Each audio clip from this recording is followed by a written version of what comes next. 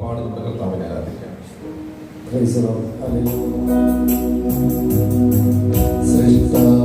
ദൈവമേ യേശുവേ, ദൈവമേ യേശുവേ, സൃഷ്ടാവാം ദൈവമേ യേശുവേ, ദൈവമേ യേശുവേ, ഉന്നതനാം നായകനേ, വന്ദിതനാം നായകനേ, സൗഖ്യത്തിൻ നായകനേ, കർത്താവേ കർത്താവേ, വരുന്നു ഞാൻ നിന്റെ സന്നിധിയിൽ,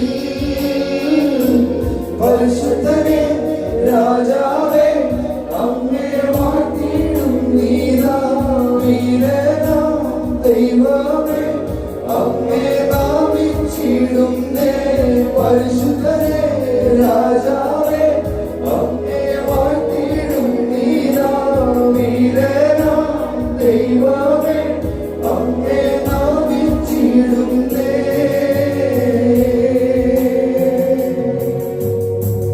അവനെന്റെ ശരീരവും കോട്ടയും, അവനെന്റെ രക്ഷയും എന്നാശ്രയം, അവനെന്റെ ശരീരവും കോട്ടയും, അവനെന്റെ രക്ഷയും എന്നാശ്രയം, എൻ പാറയാകുന്നവൻ, എൻ പരിചയാകുന്നവൻ, അവനെന്റെ ഉപനിധിയേ, എൻ പാറയാകുന്നവൻ, എൻ പരിചയാകുന്നവൻ, അവനെന്റെ ഉപനിധിയേ, പരിശുദ്ധനേ രാജാവേ, അങ്ങേ വാഴ്ത്തിയിടും നീതാ, വീരനാം ദൈവമേ, അങ്ങേ നാമിച്ചിടുന്നേ, പരിശുദ്ധനേ രാജാവേ, അങ്ങേ വാഴ്ത്തിയിടും നീതാ, വീരനാം ദൈവമേ, അങ്ങേ നാമിച്ചിടുന്നേ.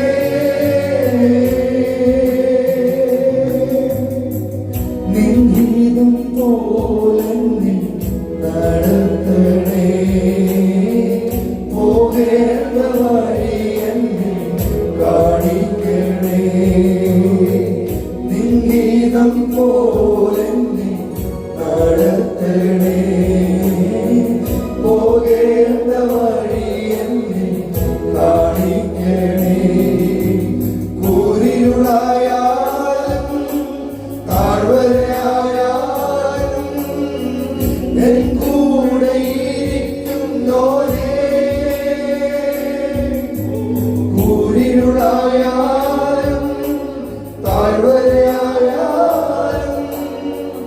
എൻ കൂടെ ഇരിക്കുന്നോരേ, പരിശുദ്ധനേ രാജാവേ, അങ്ങേ വാഴ്ത്തിയിടും നീതാ, വീരനാം ദൈവമേ, അങ്ങേ നാമിച്ചിടുന്നേ, പരിശുദ്ധനേ രാജാവേ, അങ്ങേ വാഴ്ത്തിയിടും നീതാ, വീരനാം ദൈവമേ, അങ്ങേ നാമിച്ചിടുന്നേ.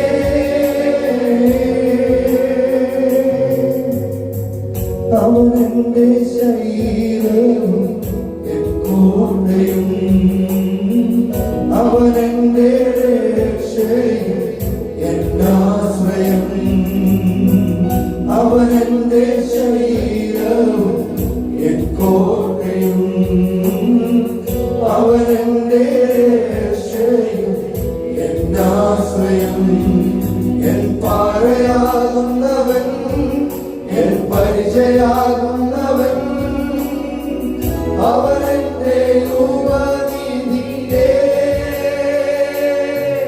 എൻ പാറയാകുന്നവൻ, എൻ പരിചയാകുന്നവൻ, അവനെന്റെ ഉപനിധിയേ, പരിശുദ്ധനേ രാജാവേ,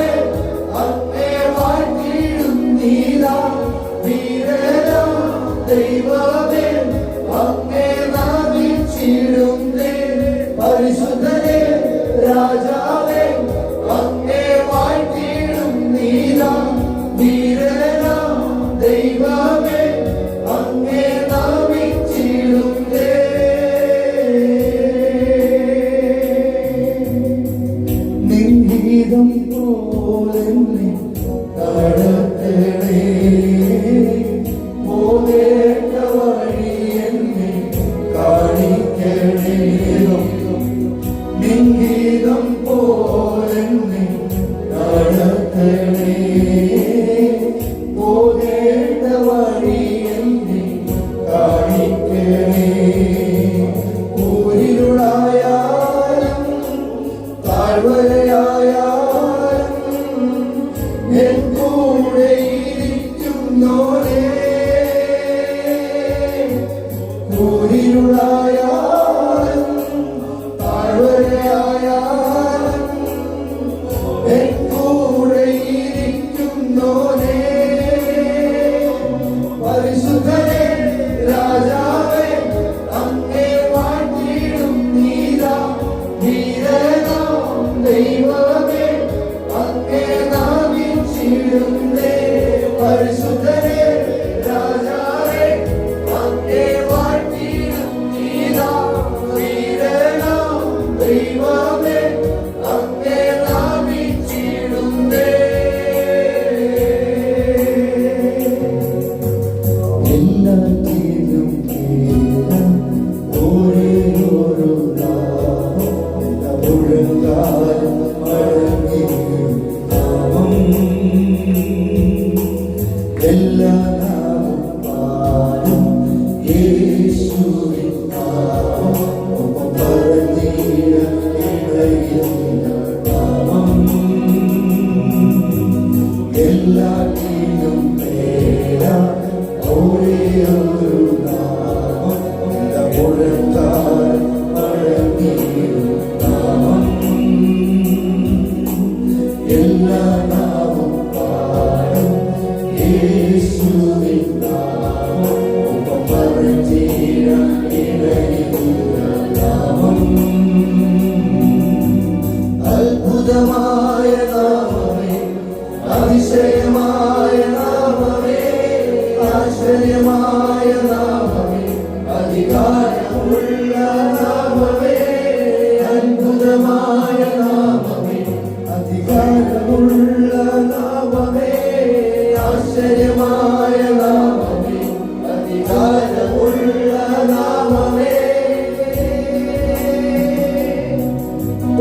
പതിനായിരങ്ങളിൽ സുന്ദരനേ ശാരോരിൻ റോജാവേ പതിനായിരങ്ങളിൽ സുന്ദരനേ ശാരോരിൻ റോജാവേ അങ്ങേക്കു തുല്യനോ മാത്രം അങ്ങേക്കു തുല്യനോ മാത്രം ഓ അങ്ങേക്കു തുല്യനോ മാത്രം യേശുവിൻ നാമം സർവ്വവ്യാധിയും മാറ്റിയ നാമം എൻ ഭയമെല്ലാം മാറ്റി യേശുവിൻ നാമം എന്നെ ശക്തനായി മാറ്റുന്ന നാമം എൻ കെട്ടുകളെ അഴിച്ച യേശുവിൻ നാമം സർവ്വവ്യാധിയും മാറ്റിയ നാമം എൻ ഭയമെല്ലാം മാറ്റി യേശുവിൻ നാമം എന്നെ ശക്തനായി മാറ്റുന്ന നാമം ഓ അത്ഭുതമായ നാമമേ അതിശയമായ നാമമേ ആശ്ചര്യമായ നാമമേ അധികാരമുള്ള നാമമേ അത്ഭുതമായ നാമമേ അതിശയമായ നാമമേ ആശ്ചര്യമായ നാമമേ അധികാരമുള്ള നാമമേ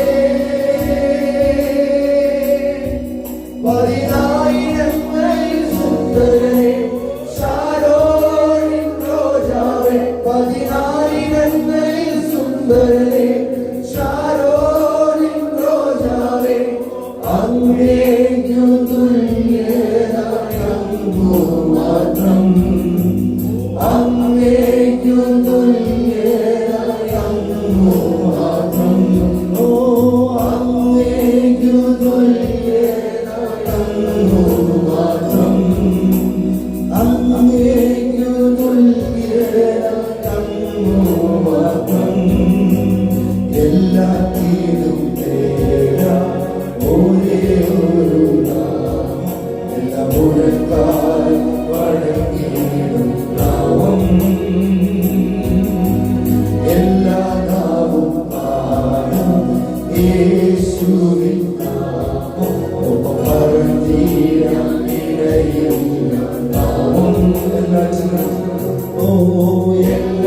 നാവിലും ഒരേ ഒരു നാമം എല്ലാ മുഴങ്കാലും വഴങ്ങിയിടും നാമം എല്ലാ നാവും പാടും യേശുവിൻ നാമം പറഞ്ഞിടയിലുള്ള നാമം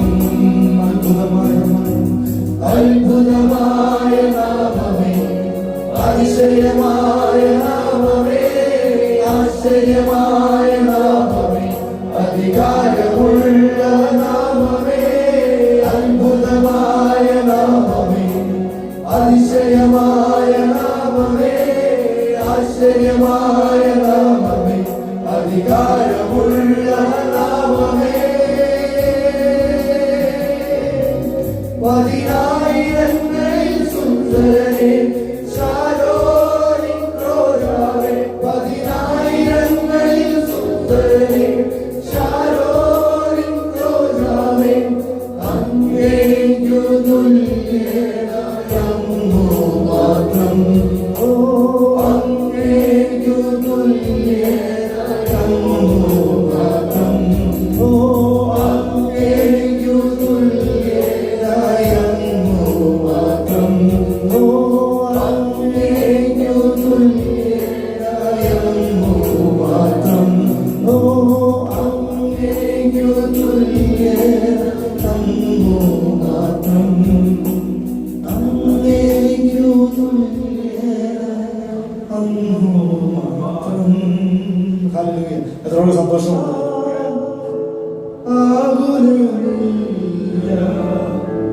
നാളെ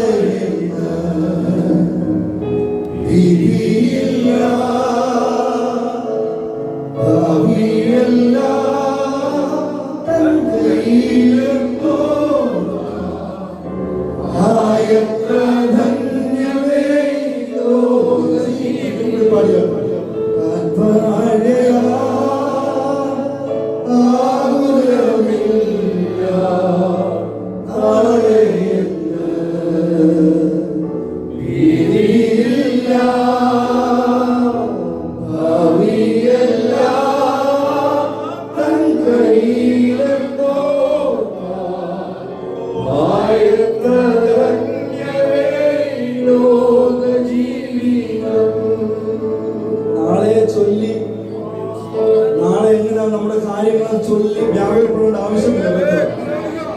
ജീവിക്കുന്ന ദൈവം എനിക്ക് നിങ്ങൾക്ക് വേണ്ടി ഈ മരുഭൂമിയിൽ നാളത്തേത് കരുതി വെച്ചിട്ടുണ്ട്.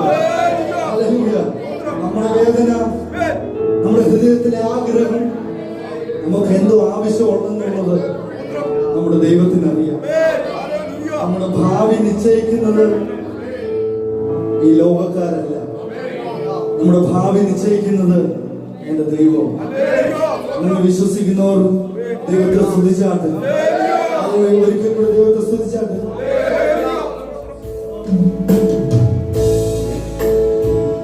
ദൈവത്തിൻ പുത്രനാ യേശു ഭൂജാതനാ സൗഖ്യം നൽകിയിടുവാൻ ജീവിച്ചു മരിച്ചവൻ എന്നെ രക്ഷിപ്പാനായി ഇന്നും ജീവിക്കുന്നവൻ എന്നെ കരുതാൻ. ദൈവത്തിൻ പുത്രനാ യേശു ഭൂജാതനാ സ്നേഹിപ്പാൻ ക്ഷമിപ്പാൻ സൗഖ്യം നൽകിയിടുവാൻ ജീവിച്ചു മരിച്ചവൻ എന്നെ രക്ഷിപ്പാനായി ഇന്നും ജീവിക്കുന്നവൻ എന്നെ കരുതാൻ. ആകുലമില്ല നാളെയെന്ന് ഭീതിയില്ല ഭാവിയല്ല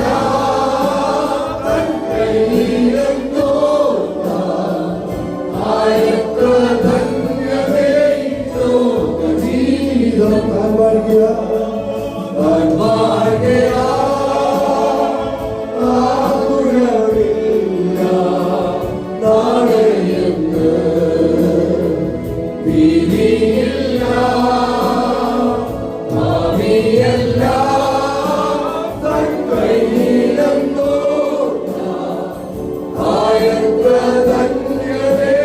ലോക ജീവിതം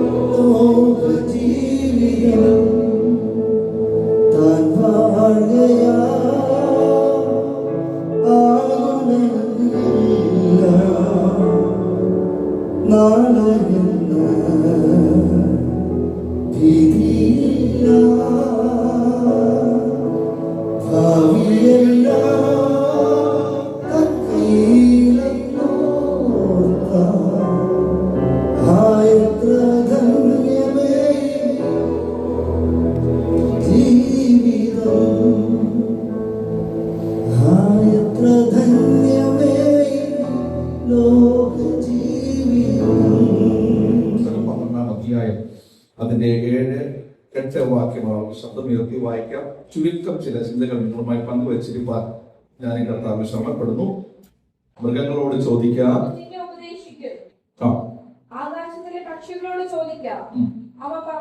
മൃഗങ്ങളോട് ചോദിക്കാം, അവ നിന്നെ ഉപദേശിക്കും. ആകാശത്തിലെ പക്ഷികളോട് ചോദിക്കാം, അവ പറഞ്ഞു തരും. അടുത്തത്, അല്ല ഭൂമിയോട് സംഭാഷിക്കാം, അത് നിന്നെ ഉപദേശിക്കും.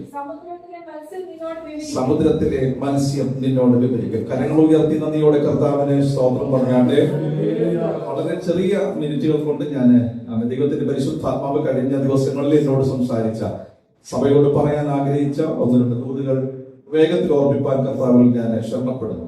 ഹല്ലേലൂയ. നന്ദിയോടെ കർത്താവിന് സ്തോത്രം ചെയ്യാം, പ്രാർത്ഥനയോടെ ദൈവസന്നിധിയിൽ ആയിരിക്കാം. ഒരു കാര്യം ഉറപ്പായിട്ട് ഞാൻ പറയാം, ദൈവം നമുക്ക് ദേശത്ത് കൊണ്ടുവന്നതിന്റെ പിറകിൽ വെറുതെ ജോലിക്ക് വേണ്ടി മാത്രമാണെന്ന് ഞാൻ വിശ്വസിക്കുന്നില്ല. ജോലിക്ക് വേണ്ടി മാത്രമല്ല, അതിനൊക്കെ അപ്പുറത്ത് ദൈവത്തിന് നമ്മളിലൂടെ ഈ ദേശത്ത് ചെയ്യാനുള്ള പദ്ധതികൾ കർത്താവ് വേഗത്തിൽ ചെയ്യട്ടെ എന്ന് ആത്മാർത്ഥമായി പ്രാർത്ഥിക്കുന്നു. ജോലി ചെയ്യാനാണെങ്കിൽ ദൈവമക്കളെ സംബന്ധിച്ചിടത്തോളം വേറെ ഒത്തിരി രാജ്യങ്ങൾ ഉണ്ടാകാം. പക്ഷെ കുവൈറ്റിൽ ഈ ദേശത്ത് ദൈവം നമ്മെ കൊണ്ടുവന്നതും നമുക്ക് അങ്ങോട്ടും ഇങ്ങോട്ടും പരസ്പരം പരിചയത്തിലേക്കാകാനും ആത്മീയമായ കൂട്ടായ്മയിലേക്ക് നടത്തപ്പെടാനും കഴിഞ്ഞതിന്റെ പിറകിൽ ദൈവത്തിന്റെ പദ്ധതി തന്നെയാകിയാൽ നന്ദിയോടെ സ്തോത്രം പറയും. ഞാൻ ആവർത്തിച്ച് പറയാം, കോട്ടയത്തുകാരനായ എനിക്കും ഇവിടെ ചില നാളുകൾ ദൈവസഭയെ ശുശ്രൂഷിപ്പാൻ കഴിയുന്ന ജീവിതത്തിന്റെ ഒരു നിർണായകമായ ദൈവത്തിന്റെ പദ്ധതിയാകിയാൽ ഞാനും എന്നെ കർത്താവിനെ സ്തുതിക്കുകയും വാഴ്ത്തുകയും ചെയ്യുന്നു. ഞാൻ ആവർത്തിച്ച് പറയുന്ന ഒരു കാര്യമാണ്, വീണ്ടും പറയാം. ദൈവം നമുക്ക് വേണ്ടി ആരെയെങ്കിലും ഒക്കെ കരുതും. ദൈവം നമുക്ക് വേണ്ടി ആരെങ്കിലും എഴുന്നേൽപ്പിക്കാൻ വിശ്വസ്തനായ കർത്താവാണ്. ആരും ഇല്ലാതെ പോകത്തില്ല. ഒരു കാര്യം ഉറപ്പാണ്, ദൈവം നമുക്ക് വേണ്ടി ചിലരെയൊക്കെ എഴുന്നേൽപ്പിക്കുവാൻ ശക്തനാണ്. കരങ്ങൾ ഉയർത്തി നന്ദിയോടെ കർത്താവിനെ സ്തോത്രം പറഞ്ഞാട്ടെ. 12-ാം അധ്യായം 7-8 വാക്യങ്ങളാണ് വായിച്ചത്. മൃഗങ്ങളോട് ചോദിക്കാം, അവ നിന്നെ ഉപദേശിക്കും. ആകാശത്തിലെ പക്ഷികളോട് ചോദിക്കാം, അവ പറഞ്ഞു തരും. അല്ല, ഭൂമിയോട് സംഭാഷിക്കാം, അത് നിന്നെ ഉപദേശിക്കും. സമുദ്രത്തിലെ മത്സ്യം നിന്നോട് വിവരിക്കും. വിശുദ്ധ വേദപുസ്തകം ചോദ്യങ്ങളുടെ പുസ്തകമാണ്. ചോദ്യങ്ങളെ കൊണ്ട് നിറഞ്ഞ ഒരു പുസ്തകമാണ് വിശുദ്ധ ബൈബിൾ എന്ന് പറയുന്നത്. വേദപുസ്തകത്തിലെ ആദ്യത്തെ ചോദ്യം വെയിലാറിയപ്പോൾ യഹോവയായ ദൈവം തോട്ടത്തിൽ നടക്കുന്ന ശബ്ദം കേട്ടു. തോട്ടത്തിൽ യഹോവ നടക്കുന്ന ശബ്ദം കേട്ടപ്പോൾ അവർ ഭയപ്പെട്ട് ഒളിച്ചിരുന്നു. ആദ്യത്തെ ചോദ്യം തോട്ടത്തിൽ മുഴങ്ങി, ആദമേ നീ എവിടെ? ആദ്യത്തെ ചോദ്യം. ഉൽപ്പത്തിയിലാണ് ആദ്യത്തെ ചോദ്യം. പഴയ നിയമത്തിലെ ആദ്യത്തെ ചോദ്യം അതാണെങ്കിൽ പുതിയ നിയമത്തിലെ ആദ്യത്തെ ചോദ്യം എന്താണെന്നറിയാമോ? പുതിയ നിയമത്തിലെ ആദ്യത്തെ ചോദ്യം ഞാൻ സമയം കളയുന്നില്ല, ഞാൻ തന്നെ പറയാം. നിങ്ങൾക്ക് അറിയാവുന്നതാണ്, പെട്ടെന്ന് ഓർമ്മ വരാത്തതാണ്. നാവിന്റെ തുമ്പത്തുണ്ട്, പറയാൻ ബുദ്ധിമുട്ടുള്ളത് കൊണ്ടാണ് ഞാൻ തന്നെ പറയുന്നത്. പുതിയ നിയമത്തിലെ ആദ്യത്തെ ചോദ്യം, യഹൂദന്മാരുടെ രാജാവായി പിറന്നവൻ എവിടെ? ആദ്യത്തെ ചോദ്യം. അങ്ങനെയാണെങ്കിൽ പുതിയ നിയമത്തിലെ ആദ്യത്തെ ചോദ്യം കൂടെ ചോദിക്കാം. അങ്ങനെയാണെങ്കിൽ പുതിയ നിയമത്തിലെ അവസാനത്തെ ചോദ്യം കൂടെ പറയാം. പുതിയ നിയമത്തിലെ അവസാനത്തെ ചോദ്യം വെളിപ്പാട് പുസ്തകമാണ്.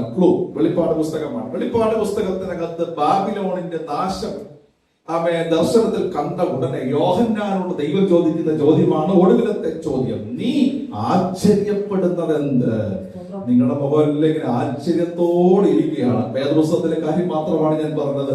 അങ്ങനെ വേദപുസ്തകം ചോദ്യങ്ങളെ കൊണ്ട് നിറഞ്ഞ ഒരു പുസ്തകമാണ്. ചോദ്യം മാത്രമല്ല വേദപുസ്തകത്തിനകത്തുള്ളത്, ഉത്തരവും വേദപുസ്തകത്തിനകത്തുണ്ട്. നമ്മൾ വായിച്ച 2-ാമത്തെ സങ്കീർത്തനത്തിനകത്ത് കർത്താവ് തന്നെ പറയുന്നു, നിങ്ങൾ എന്നോട് ചോദിച്ചു കൊള്ളുക. അപ്പോ മനുഷ്യർ ദൈവത്തോട് ചോദിക്കുന്ന ചോദ്യങ്ങളും ദൈവം മനുഷ്യരോട് ചോദിക്കുന്ന ചോദ്യങ്ങളും മനുഷ്യരോട് തമ്മിൽ ചോദിക്കുന്ന ചോദ്യങ്ങളും ഇപ്പോൾ വായിച്ചതുപോലെ മൃഗങ്ങളോടും പക്ഷികളോടും ഒക്കെ നമ്മൾ ചോദിക്കുന്ന ചോദ്യങ്ങളും എന്തിനേറെ ചോദ്യങ്ങളും ഉത്തരങ്ങളും കൊണ്ട് നിറഞ്ഞൊരു അനുഗ്രഹിക്കപ്പെട്ട പുസ്തകമാണ് വിശുദ്ധ തിരുവെഴുത്ത്. കരങ്ങൾ ഉയർത്തി നന്ദിയോടെ കർത്താവിന് പറയണം.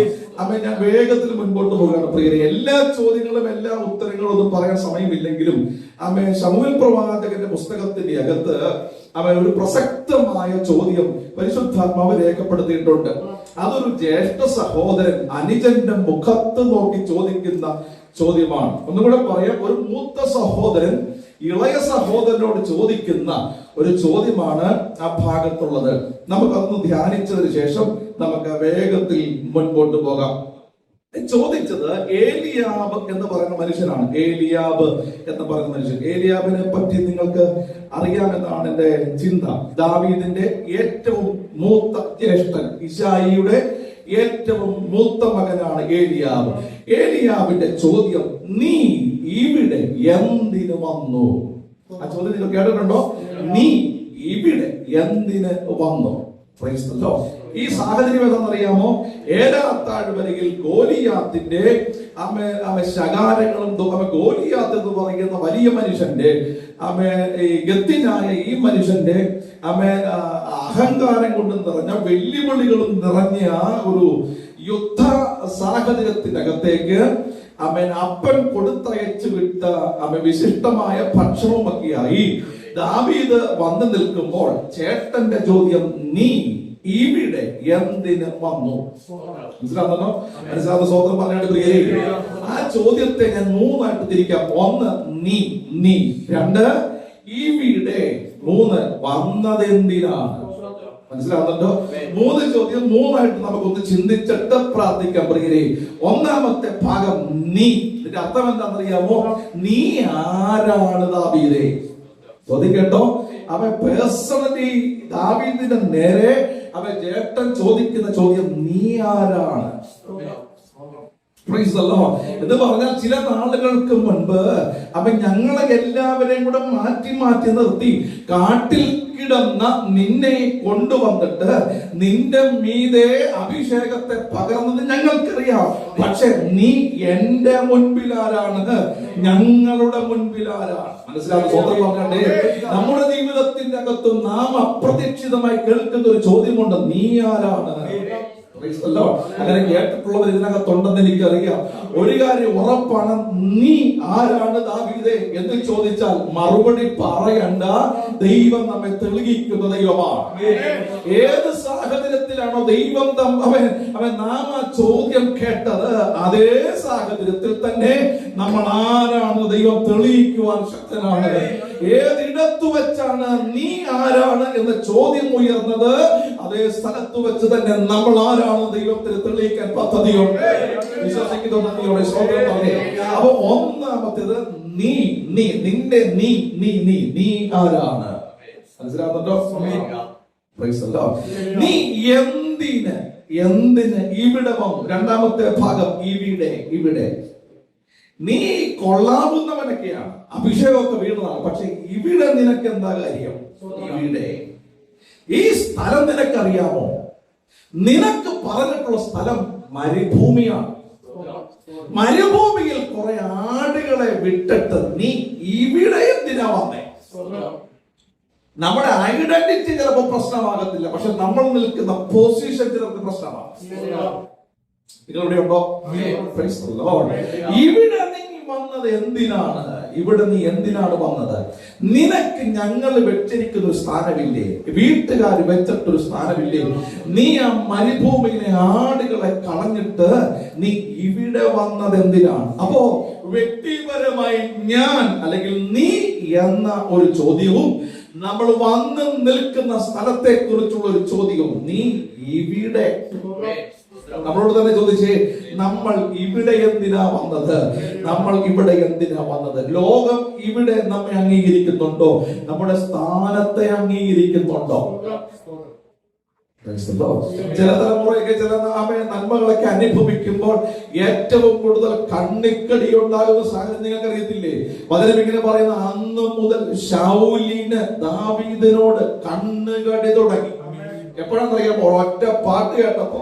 ഏത് പാട്ടാണ്? ശൗല് 1000 കൊന്നു, ദാവീദോ 10,000 കൊന്നു. പാട്ട് പാടി ഒപ്പിച്ച പണി നോക്കണേ. സ്തോത്രം സ്തോത്രം.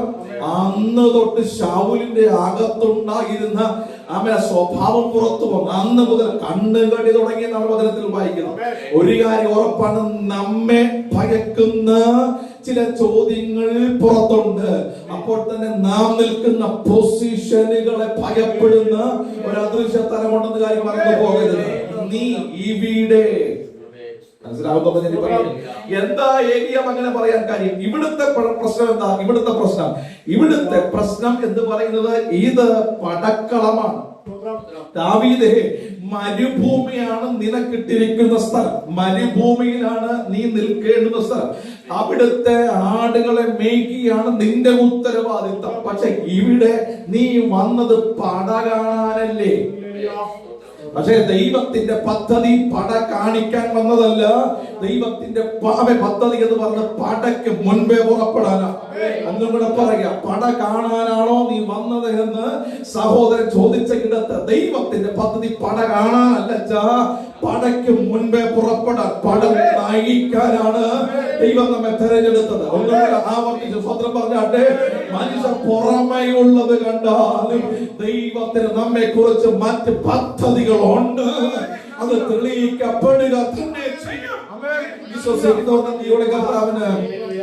ഇവിടെ നിനക്ക് എന്ത് കാര്യമെന്ന് ചോദിച്ച് ഒഴിവാക്കിയപ്പോൾ കൊട്ടാരത്തിൽ നിന്ന് വിളി വരികയാണ്, അവനെ ഇവിടെ കൊണ്ടുവരണം. മനസ്സിലാവുന്ന ഞാൻ പറയുന്നത്, പടക്കളത്തിൽ സഹോദരന്മാർക്ക് ദാവീദിന് വേണ്ടായിരിക്കാം, പക്ഷെ രാജാവിന് വേണം. അവനെ ഇവിടെ കൊണ്ടുവരിക. മനസ്സിലാകുന്നുണ്ടോ? നമ്മുടെ മേലുള്ള അവസരങ്ങളും നമ്മുടെ മേലുള്ള ശുശ്രൂഷകളും തൽക്കാലത്തേക്ക് ലോകത്തിനെതിര് പറയാൻ കേട്ടോ, തൽക്കാലത്തേക്ക് ലോകത്തിന് അവഗണിക്കാം. പക്ഷെ ഒരു കാര്യം പറയാം, തള്ളിക്കളയാൻ പറ്റില്ല. ഒന്നുകൂടെ ആവർത്തിക്കാം. നമ്മുടെ മേലുള്ള ശുശ്രൂഷ, നമ്മുടെ മേലുള്ള ദൈവത്തിന്റെ കോളിങ്, നമ്മുടെ മേലുള്ള ദൈവത്തിന്റെ വാഗ്ദത്തങ്ങളൊക്കെ ആളുകൾക്ക് വേണമെങ്കിൽ എതിര് പറയാൻ കഴിയും, എതിർക്കാം, പക്ഷേ തള്ളിക്കളയാൻ കഴിയില്ല. നമ്മെ ദൈവം തെളിയിപ്പാൻ വിശ്വസ്തനാണ്. കടയിൽ നിനക്ക് എന്ത് കാര്യമെന്ന് ചോദിച്ചവരുടെ നടുവിൽ അവർക്ക് മുൻപേ പുറപ്പെടുന്നവനായി ദൈവം ഇവനെ തെരഞ്ഞെടുത്തു. നന്ദിയോടെ കർത്താവേ സ്തോത്രം പറഞ്ഞേ. 7 കൂട്ടം വിശേഷണങ്ങൾ നേരിട്ട് ദാവീദിന് നമുക്ക് കാണാൻ കഴിയും. സഭായോഗമാണ്, നമുക്ക് നന്നായിട്ട് അറിയാം. പ്രാർത്ഥനയോടെ നിങ്ങൾ ഇരിക്കണം. അവൻ 7 കൂട്ടം വിശേഷണങ്ങൾ ഒറ്റ നോട്ടത്തിൽ ദാവീദിന് ദൈവാത്മാവ് കൊടുത്തിട്ടുണ്ട്. ഒന്ന്, അവൻ കോമള രൂപിയാണ്. ഒന്ന്. രണ്ടാമത്തേത് പവിഴ നിറമുള്ളവനാണ്. നമ്മുടെ വെളുപ്പാണോ? പറഞ്ഞതുപോലെ മേക്കപ്പ് ഒക്കെ ഒഴുകിപ്പോകാൻ സെക്കൻഡ് സമയം മതി. നമ്മൾ ഇങ്ങോട്ട് പോകുമ്പോ കണ്ണാടി എത്ര തവണ നോക്കി, ഇങ്ങനെ നോക്കി അടിമുടി നമ്മൾ, എന്നിട്ട് കണ്ണാടി തല്ലി പൊട്ടിക്കാനല്ലാതെ വേറെ നമുക്ക് തോന്നിയില്ല. അതാണ് ഏറ്റവും വലിയ എന്തായാലും പ്രിയരെ, പവിഴ നിറമുള്ള മനുഷ്യൻ. പിന്നെ അവൻ സുനേത്രൻ. രണ്ടർത്ഥം പറയും. ഒന്ന്, കണ്ണിന്, അവന്റെ കണ്ണ് മനോഹരമായ കണ്ണുള്ളവൻ. നമ്മുടെ കണ്ണ് ഇപ്പോഴേ ഇങ്ങനെ പോവാണ്. നല്ല സുന്ദരങ്ങളുടെ കണ്ണ് തന്നെ കണ്ടോ, എത്ര എത്ര സുന്ദരൻ. ചില ആൾക്കാരുടെ കണ്ണിലോട്ടൊക്കെ നോക്കി കഴിഞ്ഞാൽ നമ്മൾ അന്നേരം എന്ത് ചെയ്യും? എന്നാ ഒരു പവർ, എന്നാ ഒരു തേജസ് അല്ലേ പറയാറില്ലേ? നമ്മൾ വരുമ്പോഴേ കണ്ണടച്ചുകൊണ്ട് അവിടുന്ന് തന്നെ വാതിൽ തുറക്കുമ്പോഴേ കണ്ണടച്ചോണ്ട് കയറി വരുന്നത്. അതുകൊണ്ട് നമുക്ക് ആരും കാണാൻ പറ്റാതെ കണ്ണൊക്കെ തുറന്ന് നോക്കുക. അബ്രഹാമിനെ ഓർത്തിട്ട് ലോകത്തിനെ വിടുവിച്ച ഒരു ദൈവം നമ്മെ ഓർത്തിട്ട് ദൈവം വിടുവിപ്പാൻ അങ്ങനെ സുനേത്രനാണ്. കാണുന്നവർക്കും അവൻ സുന്ദരനാണ്. അവന്റെ കണ്ണുകൾക്ക് മനോഹാരിതയുണ്ട്. പിന്നെ കിന്നരമായ നിപുണൻ. നമ്മളെപ്പോഴും വായിച്ച് ഒപ്പിക്കുമല്ല, നിപുണനാണ്. ഏത് രാത്രിക്കും പാടാൻ പറഞ്ഞാൽ, ഏത് രാത്രിക്കും കിന്നരം വായിക്കാൻ പറഞ്ഞാൽ മനസ്സിലാവുന്ന ഏറ്റവും പ്രതിസന്ധി ഉള്ളപ്പോഴാണ് കിന്നരമായ ഏറ്റവും കൂടുതൽ. അപ്പൊ ഏറ്റവും കൂടുതൽ ഇദ്ദേഹം കിന്നരം വായിച്ചിട്ടുള്ളത് ഏറ്റവും വലിയ പ്രതിസന്ധിക്കകത്ത ഭൂതം ബാധിച്ചു നിൽക്കുന്ന ശൗലിന്റെ മുമ്പിൽ പോയി കിന്നരം വായിക്കാൻ നമ്മുടെ പിള്ളേരോട് പറഞ്ഞാൽ മനസ്സിലാവുന്നുണ്ടോ? കിന്നരം വിട്ട് ജാതി അവനോട് പുറകെ ഭൂതവും വിശദീകരിക്കുന്നതിന് പ്രിയരെ, ഞാൻ ഒരു കാര്യം ഉറപ്പായിട്ടും പറയാം.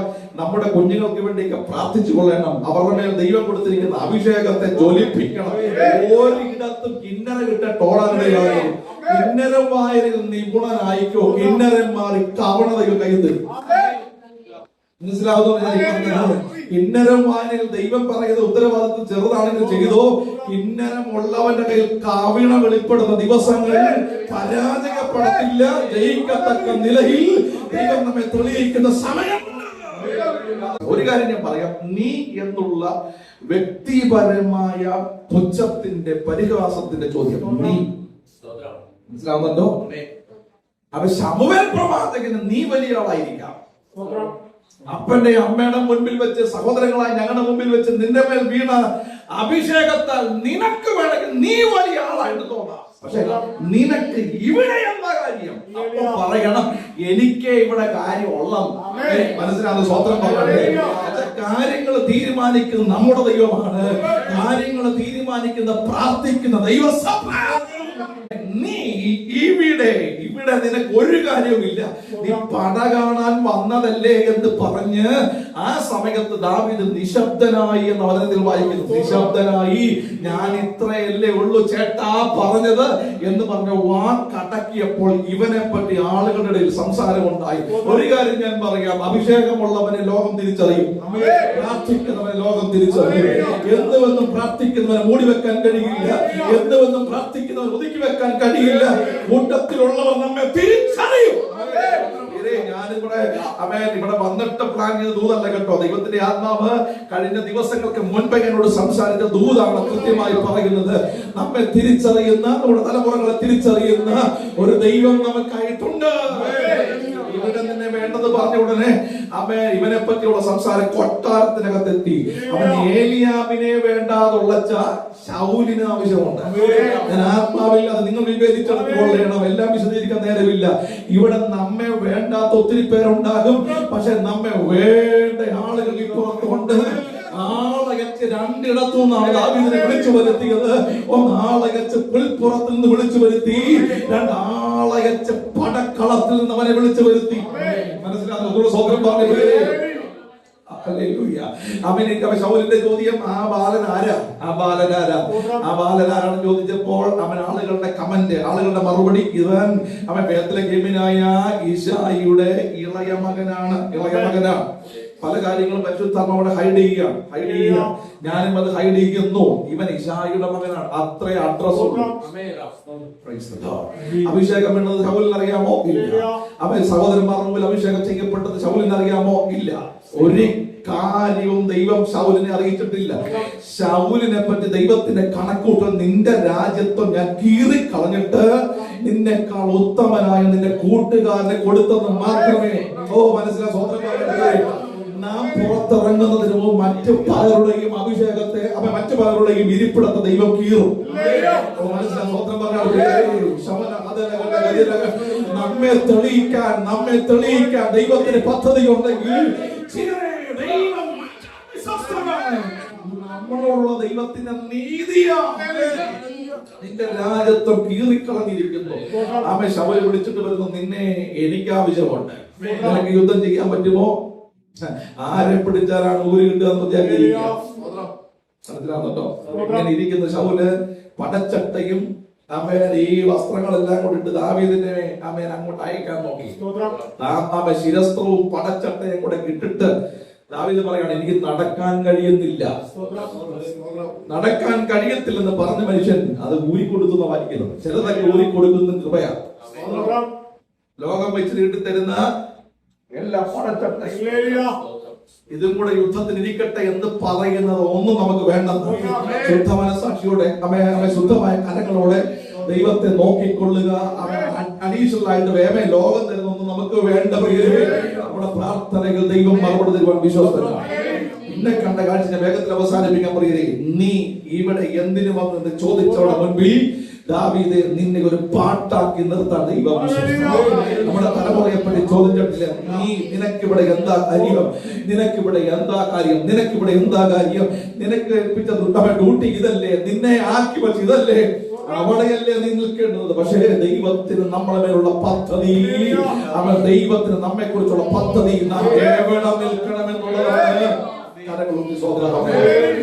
ആ ചോദ്യം മറക്കരുത്. നീ ഇവിടെ എന്തിന് വന്നു? ഒന്നുകൂടെ ഞാൻ പറയാം. ജനിക്കുന്നതിന് മുൻപുള്ള നമ്മുടെ ചോദ്യത്തിനും ജനിച്ച് കഴിഞ്ഞിട്ടുള്ള ചോദ്യത്തിനും മറുപടി സ്വർഗത്തിലുണ്ട്. യോഹന്നാൻ സ്നാപകൻ ജനിച്ച് കഴിഞ്ഞ ഉടനെ അങ്ങോട്ടും ഇങ്ങോട്ടും നോക്കിയിട്ട് നാട്ടുകാര് പറയാ, ഈ പൈതൽ എന്നാകുമെന്ന് എന്ന് പറഞ്ഞാൽ നാട്ടുകാർക്ക് അറിയാം എന്തു ആകാൻ സാധ്യത ഉണ്ട്. പ്രായമായപ്പോ കിട്ടിയ തലമുറയാണ് എന്നാകും എന്റെ ദൈവമേ എന്നിങ്ങനെ ചോദിക്കുമ്പോൾ അപ്പൻ നേരത്തെ ദൂത് പ്രാപിച്ചിട്ടുണ്ട്. എനിക്കുണ്ടാകാൻ പോകുന്ന തലമുറ അത്യുന്നതന്റെ സന്നിധിയിൽ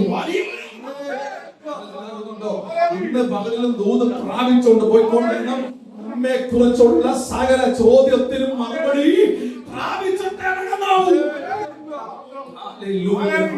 ജനിച്ച് കഴിഞ്ഞപ്പോൾ അമ്മ ഇങ്ങനെ ചോദിക്കുക, കുഞ്ഞെന്താകും? അപ്പന് കോൺഫിഡൻസ് ഉണ്ട്. കാര്യം കുഞ്ഞുണ്ടാകുന്നതിന് മുൻപേ ദൈവം എന്നോട് പറഞ്ഞിട്ടുണ്ട്, എന്റെ തലമുറ അത്യുന്നതന്റെ സന്നിധിയിൽ വലിയവനാണ്. ജനിച്ച് അധികം താമസിക്കുന്നതിന് മുൻപേ ഈ ചോദ്യങ്ങൾ മുഴുവൻ കേട്ട് വളർന്ന യോഹന്നാനോട് അപ്പൻ പ്രവചിച്ച് ദൂത് പറയുകയാണ്, യോഹന്നാനേ നീ അത്യുന്നതന്റെ പ്രവാചകൻ എന്ന് വിളിക്കപ്പെടും. വിരലിലൂടെ ദൈവാത്മാവ് പറയുന്നു, നമ്മുടെ മേലുള്ള ദൈവത്തിന്റെ പദ്ധതി വളരെയാകില്ല. അവൻ നമുക്ക് വേണ്ടി ഉത്തരങ്ങൾ തയ്യാറാക്കിയിട്ടുണ്ട്. ജീവിക്കുന്ന ദൈവത്തെ ഉയർത്തി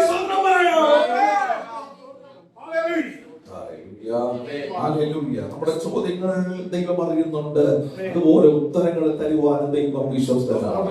നമ്മുടെ തലമുറകളെ പറ്റിയുള്ള ചോദ്യങ്ങൾ, നമ്മെ പറ്റിയുള്ള ചോദ്യങ്ങൾ, നമ്മുടെ ദേശത്തെ പറ്റിയുള്ള ചോദ്യങ്ങൾ, നമ്മുടെ അടുത്ത സ്റ്റെപ്പുകളെ പറ്റിയുള്ള ചോദ്യങ്ങൾ, ഒന്നും ചിന്തിക്കാൻ, ഒന്നും നിരാശപ്പെടരുത്. ദൈവം ഉത്തരം തരാൻ വിശ്വസ്തനാണ്. ഇതിനകത്ത് എഴുതിയിരിക്കുന്ന അവൻ സകലതും ദൈവം നൽകിയിട്ടുള്ള ഉത്തരമാണ്. മനസ്സിലാകുന്നുണ്ടോ? ഞാൻ എഴുതിയിട്ടുള്ള ഉത്തരങ്ങൾ തന്നെ ഇവിടെ പറഞ്ഞിട്ടുള്ളൂ. എനിക്കൊരു കോൺഫിഡൻസ് എന്താണെന്നറിയാമോ? ദൈവം നിങ്ങൾ പറയാൻ പോകുന്ന സാക്ഷ്യങ്ങൾ ദൈവം എനിക്ക് മുന്നേ എഴുതി തന്നിട്ടുണ്ട്. വിശ്വസിക്കുന്ന നന്ദിയോടെ പറഞ്ഞിട്ട് അങ്ങനെയാണെങ്കിൽ നമുക്ക് വേണ്ടി കരുതാൻ ദൈവം വിശ്വസ്തനാണ്. നമ്മെ തെളിയിക്കാൻ ദൈവം വിശ്വസ്തനാണ്. അവൻ പൊന്നു പോലെ പുറത്ത് കൊണ്ടുവരാൻ നാം ആരാണെന്നും പ്രാർത്ഥിക്കുന്നവരാരാണെന്നും തെളിയിക്കാൻ ദൈവം വിശ്വസ്തൻ. ദൈവമായ കർത്താവ് നമ്മെ ധാരാളമായി അനുഗ്രഹിക്കുന്നു.